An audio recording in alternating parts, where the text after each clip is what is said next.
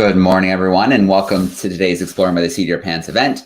My name is Joe Grabowski, and I'll be your host for today. As we gather, we are reminded that throughout Canada, we are situated on Indigenous land, both ceded treaty land and unceded land. It's steeped in rich Indigenous history and home to many First Nations, Inuit, and Métis people today.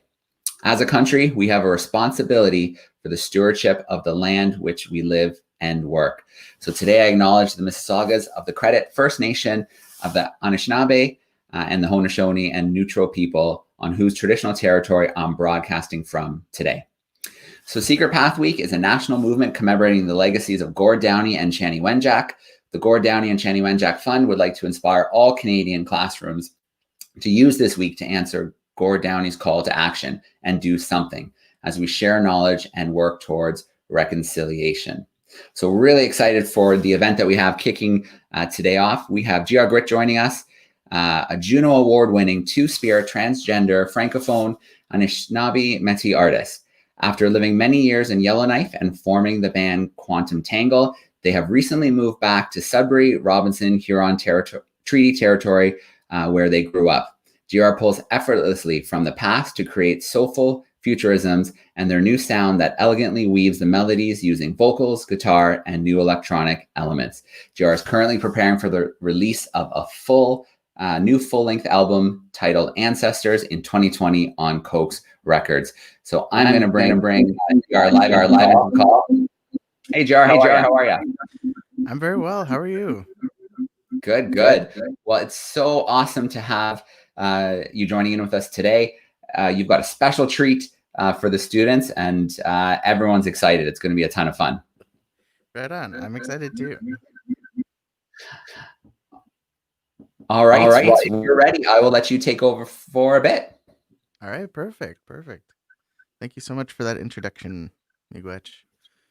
So, Ani Bojo, GR Gritt Indigenous Cause, Sudbury, Ontario, Dunderba. Salut, bonjour, je m'appelle GR Gritt. Hello, good morning. My name is GR Gritt, and I'm coming to you from Sudbury, Ontario.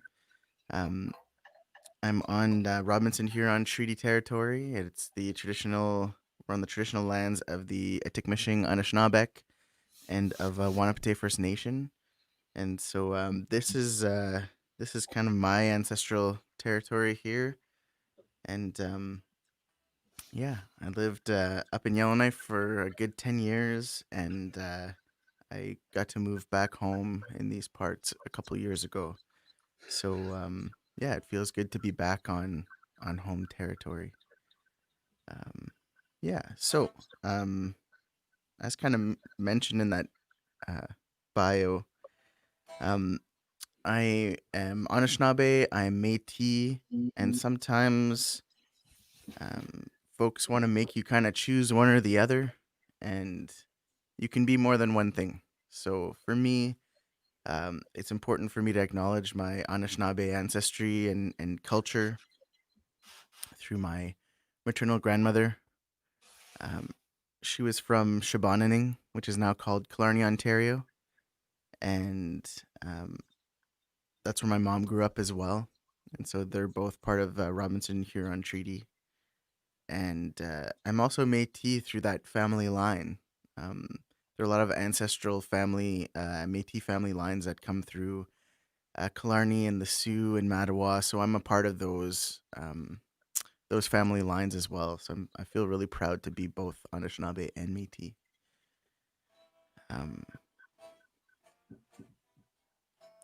We'll get into more identity shortly, but I thought I would kind of jump into a song. So I have a new album out next. It's supposed to be this year, but I think COVID has changed a lot for all of us, and it's really changed the way the music industry is working, which I think is really great.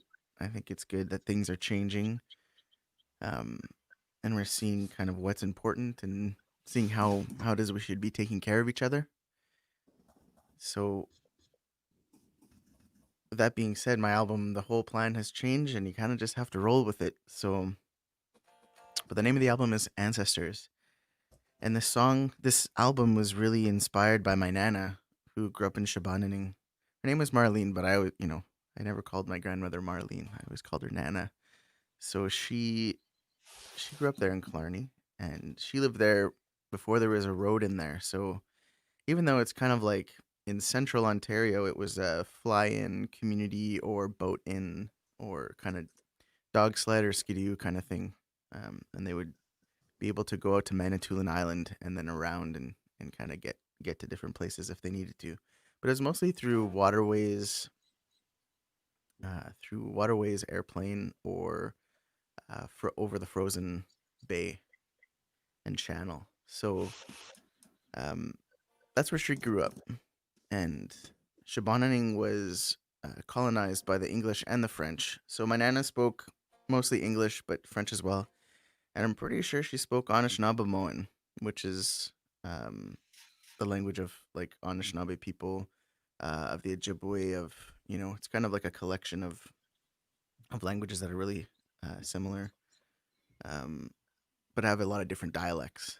So I know she spoke that language, or I'm like very sure. But because of colonization and because of enfranchisement, it meant that she didn't feel comfortable speaking her language, or decided it was probably for the best that she didn't. So then my mom didn't learn, and then I didn't learn. So right now, um, my mom and I are both kind of slowly relearning the language and trying to do our best to get that back, which is a really cool thing to do together, but also an unfortunate thing that should have just happened from the get go. But anyways, all this to say, the album is really inspired by my nana and her experiences and what she went through and how that kind of trickles down to my mom and then to me and what that means for us. And then I felt like if I talk about these experiences, it's probably going to be. I think there's a lot of Indigenous people who can relate with that, who grow up disconnected or um, are feeling like they maybe don't know who they are, and that can be a common indigenous experience as well. So this song is called Quiet Ears, and it's gonna be the first song on the album, and it's about the collective quiet years that indigenous people, and I think more than just indigenous peoples, have experienced, where they weren't allowed to practice their culture, speak the language, have ceremony together. And even there's so many things that we had to remain silent about for many many years. So this song is kind of to pay homage to that and to acknowledge that and to really think about if you put all those collective years together, like I think it would be lifetime upon lifetime upon lifetime.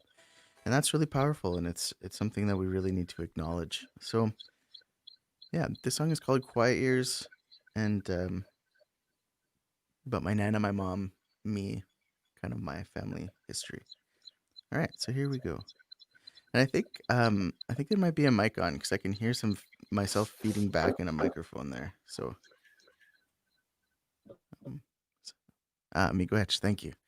So I'm about to do some live looping and stuff, and maybe we can even talk about that later. But yeah, here we go.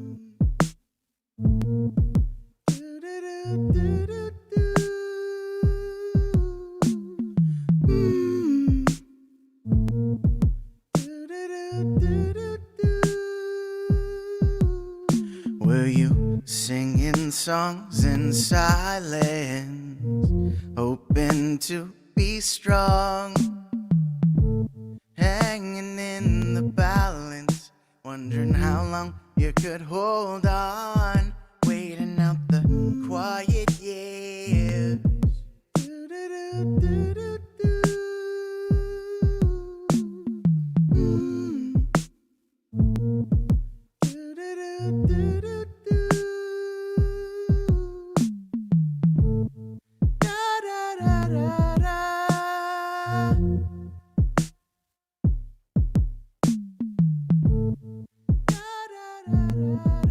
Waiting out the quiet years.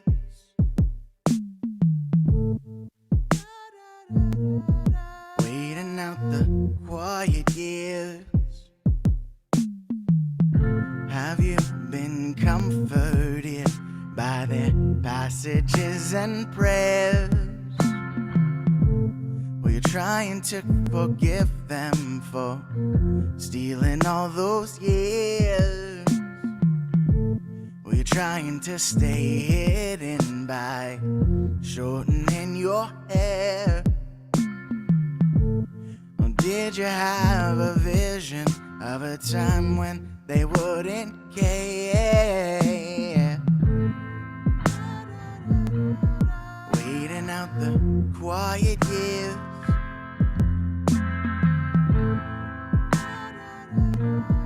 Waiting out the quiet years.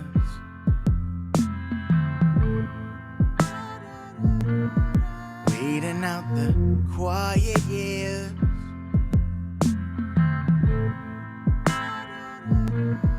Waiting out the quiet years.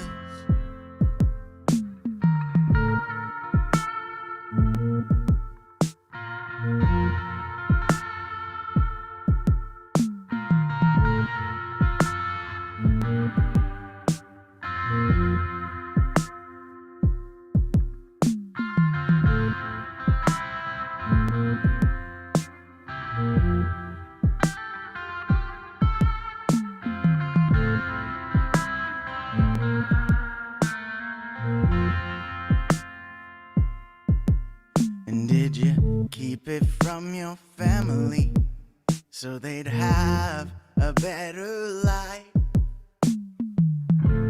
From father down to daughter, to my mother and down to mine. Just struggle with not knowing if the choice you made was right. Would you have changed your mind if there was an end inside?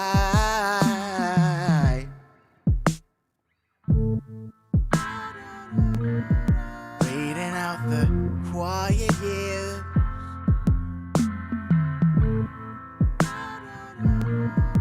Waiting out the quiet years.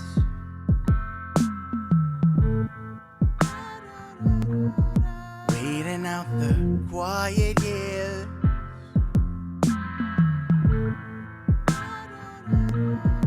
Waiting out the quiet years.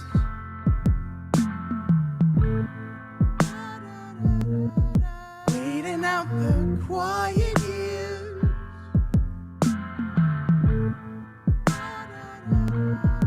Waiting out the quiet years.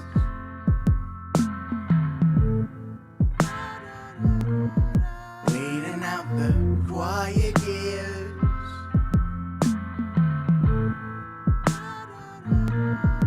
Waiting out the quiet years.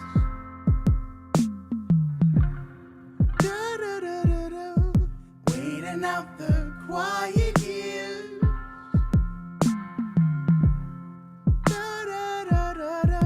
Waiting out the quiet years.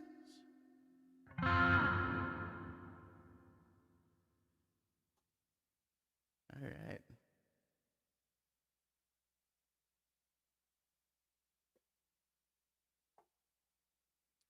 Yeah, so that's quiet years. That was awesome. That was awesome. I love it. Thank you. Thanks. Yeah, I started off here. Let me turn off that reverb here. It started off with like a little guitar looper, just like a one input, one output, and it's kind of turned into something a lot bigger. Very Very cool. cool. Yeah, yeah. Thank you, thank you. So yeah, this is an RC 505. If there's a bunch of aspiring musicians that are watching and you're interested in looping, or you're not really sure where to start, just like a one pedal looper is really great. And if you work on your rhythm, then if you get to any other looper that's kind of bigger, has 5 tracks like this kind of system, you can do anything. um, I think like most things, if you start small and you can get something small going that's really tight and strong, it's easy to just move on to a bigger system, and it's all transferable skills, which is really fun. So yeah, yeah. So that was Quiet Years, and I think, yeah, I think it's just important to figure out where you're from and who you belong to, and if you can, sometimes that just doesn't work out, and that's fine too. And so you find you belong to the people who are around you, the family that you choose, and that's really important. I feel like as an Indigenous person, I don't have the strongest connection to my home community. It's something I am working on, where I'm meeting more people who are from like Shibananing, who are becoming my friends, and who are cousins, who are, I hope one day we'll become very close. And so those are relationships that I'm working on. But I also know that I belong to a lot of other Indigenous musicians who are in, I hate to see this industry, more like this ecosystem. So I feel like I'm really held accountable by them, and I'm responsible to them. And they are to me as well. And so when it comes to like community and identity and stuff, it also is about your relationships, about who is around you, and who you're accountable to. And so that's been a really powerful thing for me. Like I felt like I'm an outcast for a lot of my life, and I'm sure there are people who are listening right now who can relate to that, where growing up, only realizing or really talking about being Indigenous in my late teens, early 20s, 17, 18, and onwards, and it becoming more and more important, and it becoming really the center of my worldview. But when I was younger, I didn't know all that stuff, because if my grandmother doesn't talk about it, then my mom doesn't talk about it, then I don't talk about it. So, um, but I was different in a lot of different ways. So, I'm a transgender person. I am a queer person. I'm non-binary. I'm two-spirit, and I feel like I'm still kind of learning about those things, even though they're part of my identity. So, like as a trans and queer person, I grew up in rural Northern Ontario, and I didn't feel like it was a safe place for me to be who I am.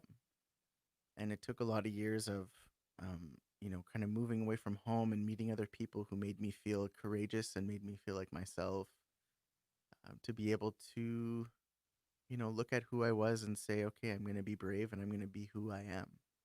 But that I find that can take community and family, chosen family or otherwise. Um, but it was really hard and really challenging, but I feel really good about where I am today and who I am today, where I feel like I can just proudly say and easily say, like, yes, I'm trans, and yes, I'm queer, and yes, I'm non binary, and, you know, yes, I'm two spirit. And I think it'll be challenging for a long time, but I hope for anyone who's listening today, if you see that in yourself, it's okay to be safe and to kind of keep that to yourself if you need to, if that's what's going to keep you safe until you can get to a moment where you can decide who you want to be and how you want to live that way. Um, and then I just feel like once you can get to a safe place or a place in your life where you can acknowledge those things and really unpack those things, like I'm actually so excited for you to be able to do that.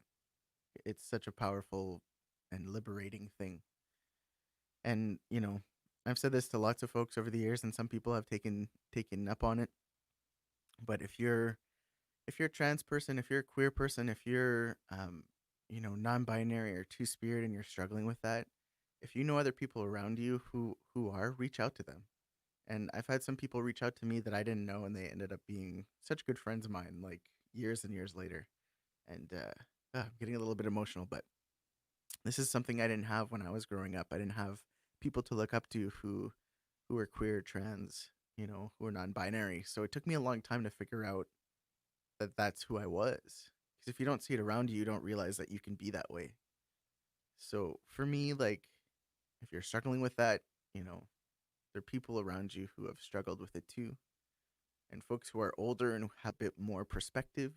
So if you find yourself like really questioning and not being sure, you can reach out to me. You know, you can send a message and say, "Hey, have you ever felt this way?" or "Hey, I need some advice," and I'll answer you. And if you know other people who are, like, chances are they will answer you too. So um, I know it puts a lot of onus on you to kind of be brave and to reach out there, and that can be really hard. Um, but I hope that you feel like you can, and I hope that you do. So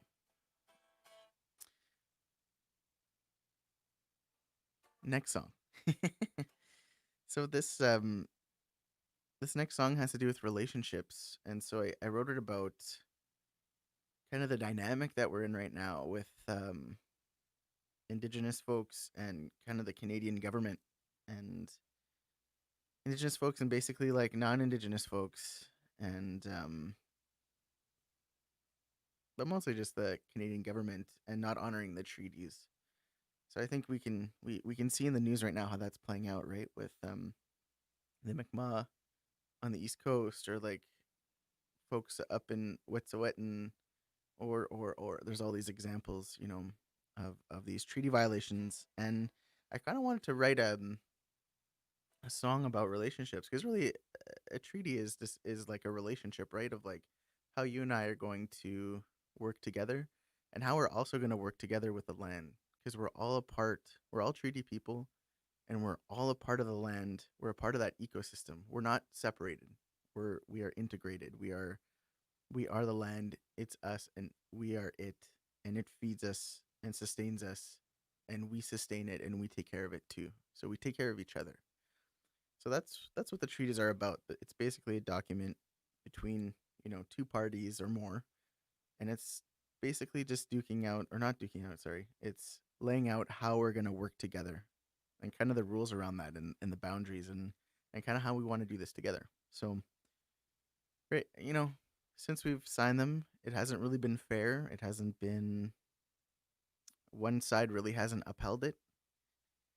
And so I thought I would write a song about that, but more in a light of like relationships. And I think when you boil it down to a personal experience of like experiences with friends or with partners, and it goes sour or something doesn't work out, I think people can really relate to that versus a bigger thing about different nations coming together, yada yada. I was like, let's bring it down to a place where I think everyone can relate. So this is called Doubt It. And yeah, let's just switch this over. Oops. All right, let's get this capo on, and let's get this song going.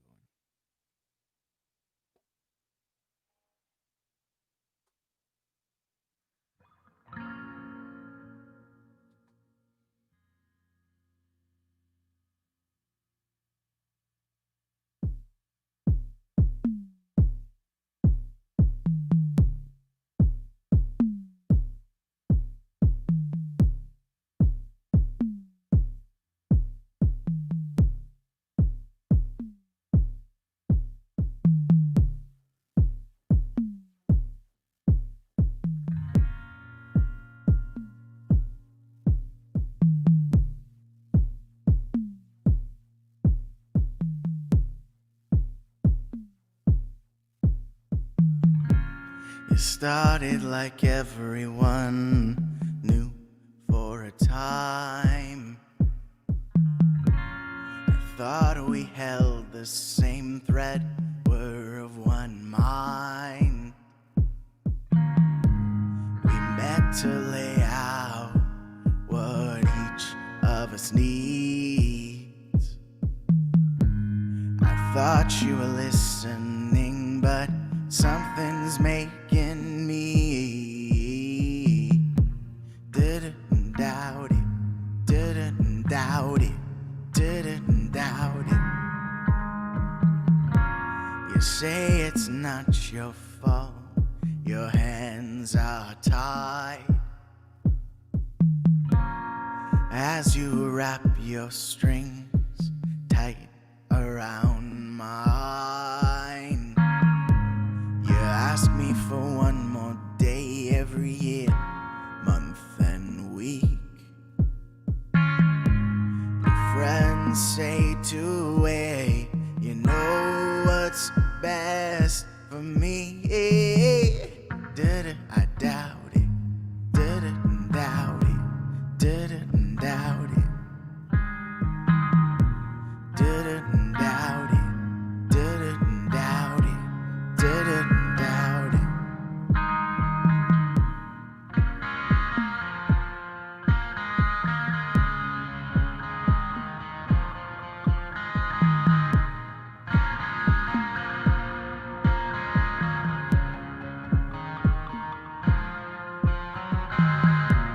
And if I did to you as you've done to me, take your children, your language, your water and trees. Take your culture, your land, your bones and bodies. Would you ever believe me when I say that I'm sorry? Didn't I doubt it? Didn't doubt it. Didn't doubt it. Didn't doubt it. Didn't doubt it. Didn't doubt it.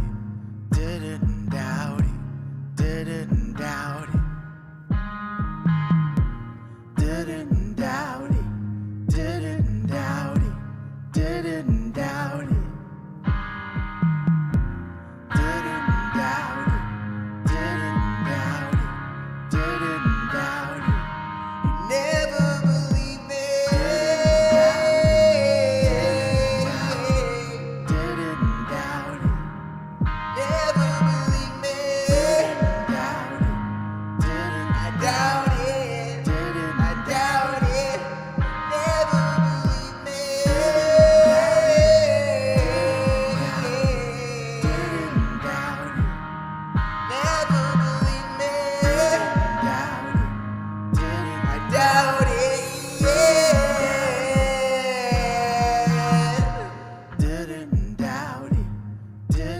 doubt it. Didn't doubt it. Didn't doubt it. Didn't doubt it. Didn't doubt it. Didn't doubt it. Didn't doubt it. Didn't doubt it. Didn't doubt it.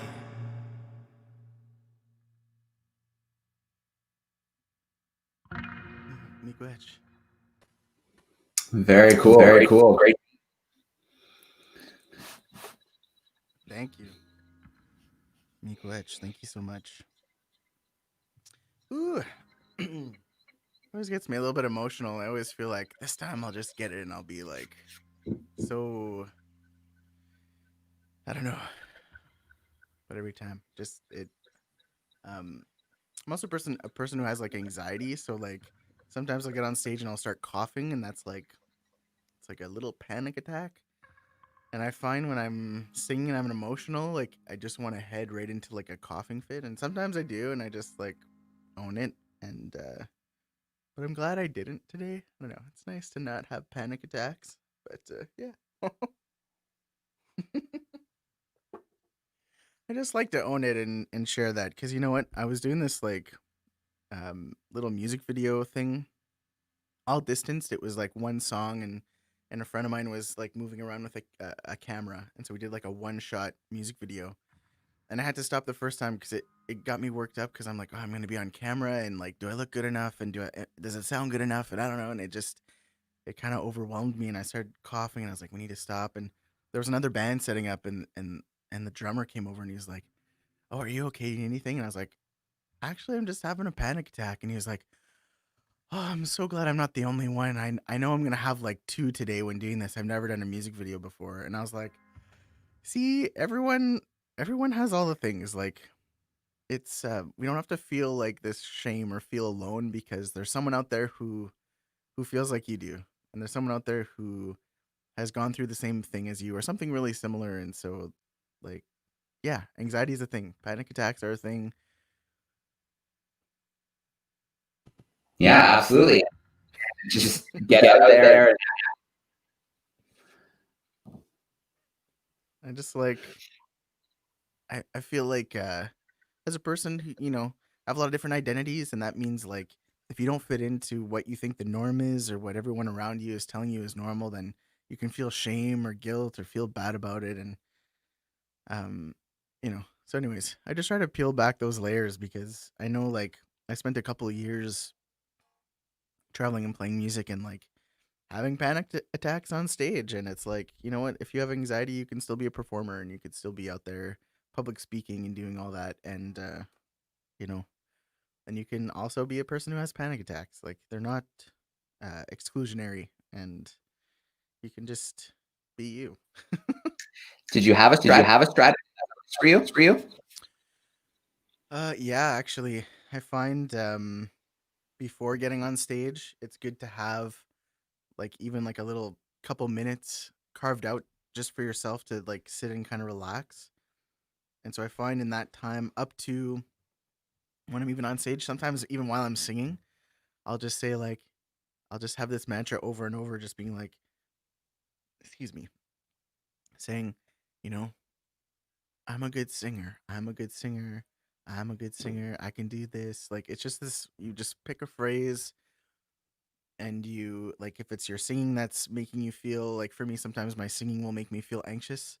Um, because of like hormone therapy, my voice has dropped a lot over the years, and I didn't know if I'd be able to sing. So, you know, testosterone will lower your voice in a permanent way, and I didn't know if that meant I would never be a singer again. So that like stressed me out so much. And so anytime I'd be singing, even sometimes up to now, because your voice never really stops changing, it just slows down, I guess. But I'd be so stressed out. What if this is the moment where I bail, where I'm like trying to hit this note, but my voice is lowered and I can't hit it, and then I embarrass myself, things like that. So that would get me really worked up and anxious, and it still kind of does today. So something I'll say is like, "You're a good singer. You're a good singer. You're a good singer," or "You can hit that note. Just sing the song. Just sing it as emotionally and as good as you can, and just sing it. And if you don't hit the note, it doesn't matter because you'll forget about it tomorrow anyways." So those are kind of like the two ways that I do it. I kind of just, yeah, have a way that I guess I carve out like a mantra or a phrase that I know will make me realize that like I don't it's not the end of the world. I can start coughing right now, and then I'll just be like, I'm coughing because I had a panic attack. And then people will be like, oh, okay. Like, it's not the end of the world. So, but sometimes things feel like it is the end of the world. If I don't have this perfect live stream, I'm not going to have any more work. And if I don't sing this perfect note, then no one's going to hire me anymore. Or people won't like my music, or all these different things. And then I realized like there are plenty of singers out there who sing in ways that some people love and some people don't love, and they're still doing fine. So it's okay if I don't hit this one note this one time, and it's okay if I'm, not performing perfectly, but if I do the best that I can in this moment, and I know that I did my best, and that's okay too. So I think those are ways that I work work through that anxiety, and also like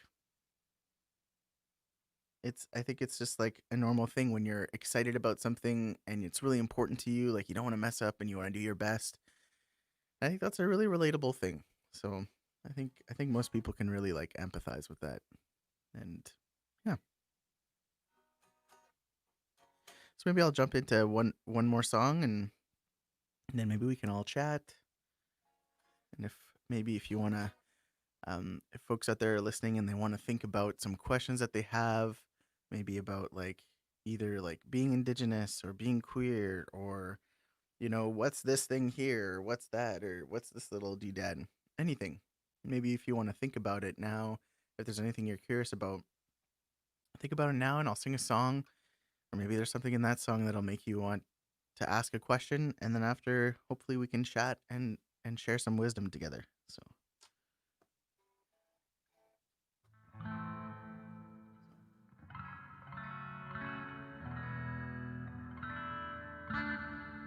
the song is called Shibananing, and I it's an Anishinaabe word.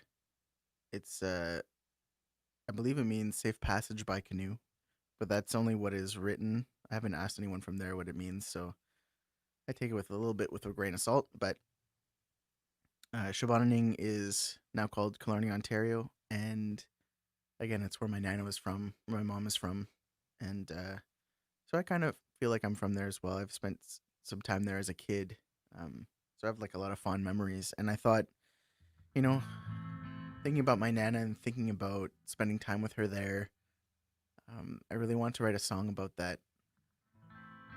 And it was really important for me. I was like, even if I just have one Anishinaabe word, I was like, I'd love to have that language somewhere in my album. And I kind of set the goal. I was like, you know what? Even if it's just one word, it's gonna be that first like gateway word to me using it more and more in my music. So I was like, I'm gonna do this, and let's just see kind of how it goes. So this is the song that came out, talking about those memories, talking about my grandmother, talking about reclamation, and yeah, using an Anishinaabe word in my music. So I found that really exciting. So here we go.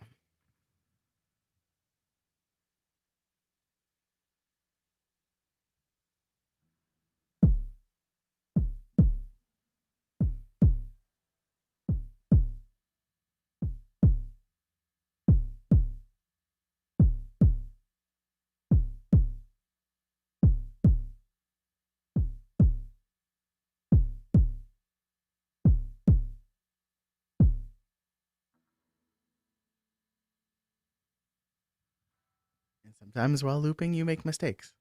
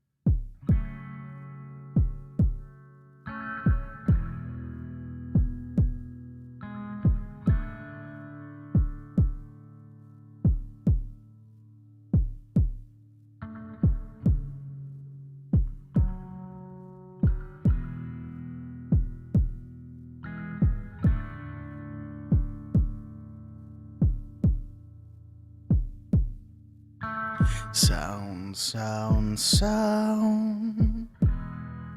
Needles on the ground. White pine all around.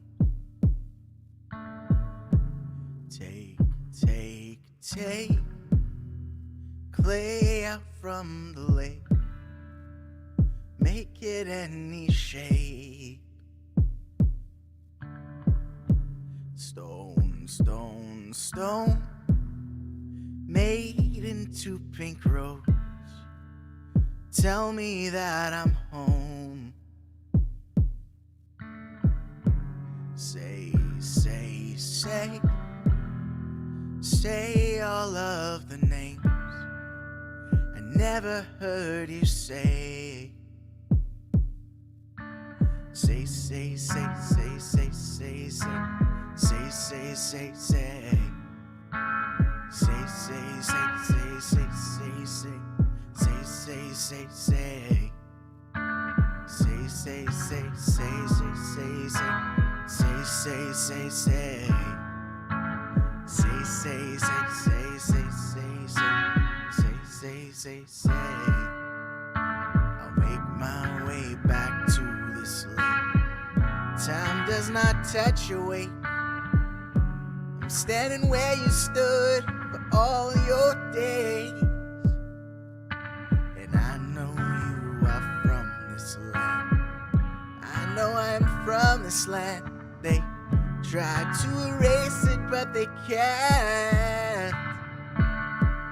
And I will seek out all the names that they tried so hard to take. Those names were never theirs to change. So say, say, say, say, say, say, say, say, say, say, say. Say, say, say, say, say, say, say, say, say, say, say.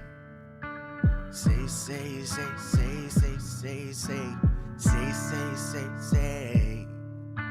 Say, say, say, say, say, say, say, say. Shibananing, Shibananing, Shibananing.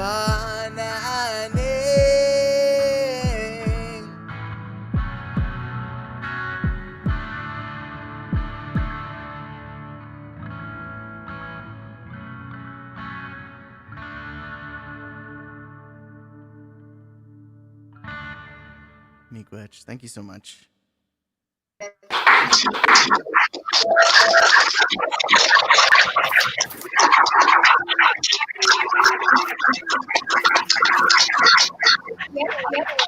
Thank you so much.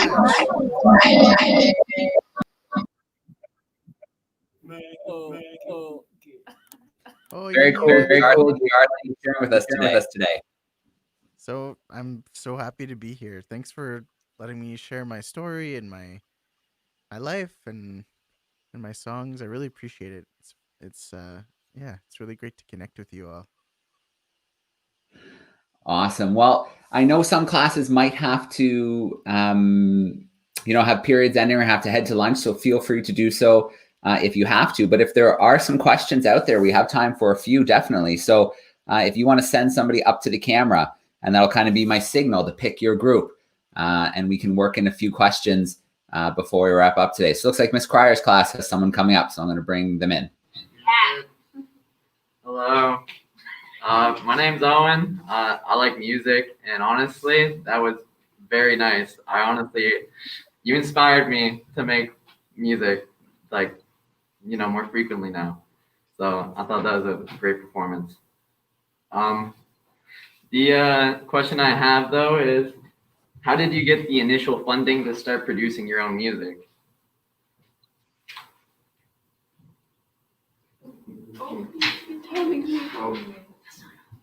That you're inspired to do more. That's so good. We need more musicians and we need more music in the world. So Miigwech for sharing that with me. For initial funding for producing stuff, there's lots of grants out there, and some of them are business grants, and some of them are arts grants, and some are municipal or community, and then you have kind of provincial funding, and then you have or territorial, and then you have federal funding. So the things you can access are like sometimes there are smaller bursaries for artists that you can look up that are maybe in the hundreds of dollars, and then there are municipal or community grants. So maybe in your city there's a grant for arts. I know there's different ones. Like I know Toronto's a big city, but Toronto Arts Council, for example, or I think Hamilton in Ontario has an arts council, and has grants. So there are some like smaller cities that will have arts grants that you can that access. Now it does take some time and some resources to be able to write them, and take some time for like understanding and reading them. But most of the time, if there is some sort of grant or bursary out there, there's usually like a someone you can call to ask questions. And a lot of the times, especially if you're a youth and there's something for youth, they're going to be really excited to help you. So I think the biggest thing is like being able to reach out to people for help. If you know other people who have gotten grants, or if you know someone who works in that community space that is awarding grants, like give them a call and ask them. I think the other thing too is like I was lucky that I had summer jobs growing up. So like for my first instruments that I got, like my parents bought me my first little 3/4 size guitar when I was like 9 or 10 years old. But after that, I getting my next acoustic guitar, like I worked a summer job in order to buy that guitar. Um, and again, any kind of like electric after that, I kind of just like saved up my money to do that. But again, I was really lucky where, I had my license and I could drive. My parents had a car that I could use and I could drive and go work my job. So I understand that there's like a lot of privileges and a lot of things that really lined up well for me to be able to do that. So I was able to get a cyber job. I was able to buy my first guitars, and then I was able to to go to school for audio recording, which again I'm so like privileged and so happy that I was able to do that. Took a lot of hard work, but also like again things lined up really well where I was able to afford that. So um, with bursaries and saving up, obviously.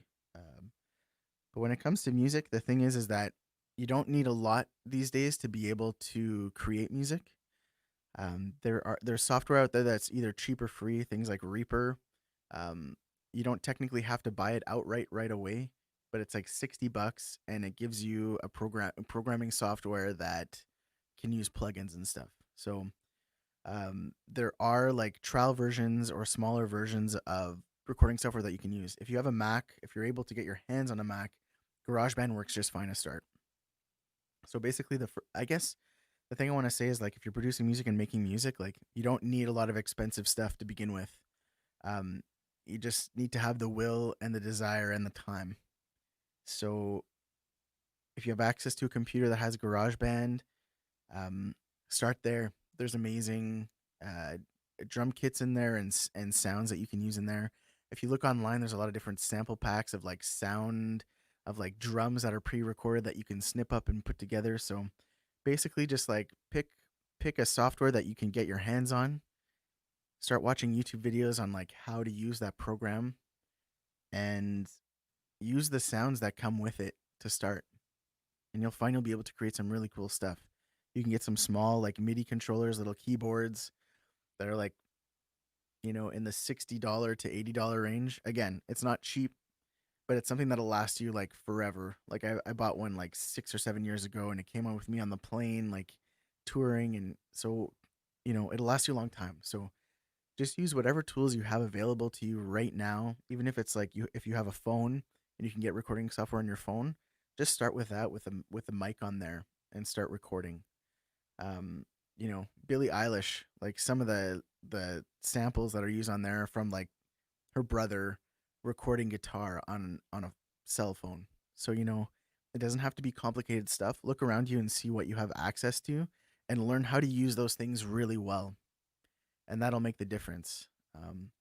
If you folks have ever heard of Bryden Gwiss, he's an Anishinaabe um, singer songwriter, traditional singer, but also like he does kind of like hip hop R&B, or more like hip hop stuff, I guess, with like traditional sounds and beats. And his album was nominated for a Juno in 2017, and he did it all on his phone.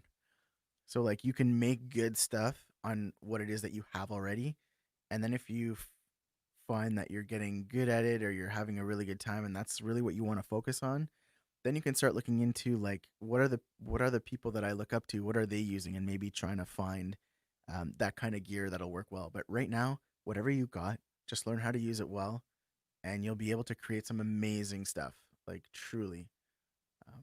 So that's where I say to start, and then try and start accessing those municipal, provincial, or territorial, or federal grants. So the Canada Council, Ontario Arts Council, I know BC Arts Council, like every province has their own funding. And then if you're Indigenous, like my first grant that I ever got was a business grant from the Métis Nation of Ontario, and it helped me.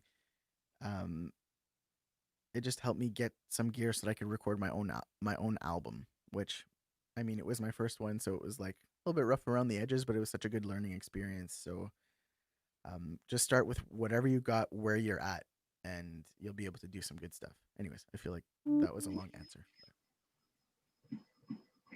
Great. Miss T's calling. Hi, I just want to say when did you know you wanted to be a musician, and also what got you into music? Question. Thank you. I knew I wanted to be a musician. I feel like from the moment I picked up a guitar. So, um, I think I have this like old memory of me like getting a guitar from a garage sale or something, like just in the community that I lived in, and it was like all caved in. It wasn't really for playing. It was more like if someone thought it was cool, maybe you'd hang it on the wall kind of thing. And so it was really bad, but I like played on it a lot, and it must have sounded really bad. And so my parents were like, "Do you want to take guitar lessons?" And I was like, again, 9 or 10, and I was like, "Oh, okay." And I was really lucky that there was a music teacher. He taught music in Sudbury, but he lived in the neighboring town. So my parents drove me to get lessons, and he's probably the best teacher I ever had. Out of all the years, I mean, I had a lot of great teachers. I think he's the one I connected most with. I think that's the best way to put it. So he'd play piano while I played guitar, and it was like so exciting. I was like, oh, I love this. And then when I was in high school, I just knew I wanted to be a musician. I didn't even think I wanted to be a singer. I never really thought about it. And then I got into a band, and they needed a singer, so I just, yeah, started that way. And I knew if there was a way for me to live doing art, I would love to do that. I just didn't know it was possible. So I went to went to college for like electronics, and after 2 weeks I quit because I was like, I don't think I can do this. But then I got into audio school to do live sound and music recording. So I went and did that, and that was the best thing. Um, it's not easy to get jobs in those kind of technical fields when it comes to like live sound or being a producer or having a studio, working in a studio. It's really difficult, and it's there's a lot of competition, I guess. But it helped me out so much. I was able to record my own albums, and get that experience, and it's meant that like I kind of understand better how to do this stuff, which I really appreciate. Anyways, but yeah, in high school I was just like I would love to be a musician, and at that point I think I was more like if I could just have a band, be in bands for the rest of my life, I'd be so happy. And then I didn't.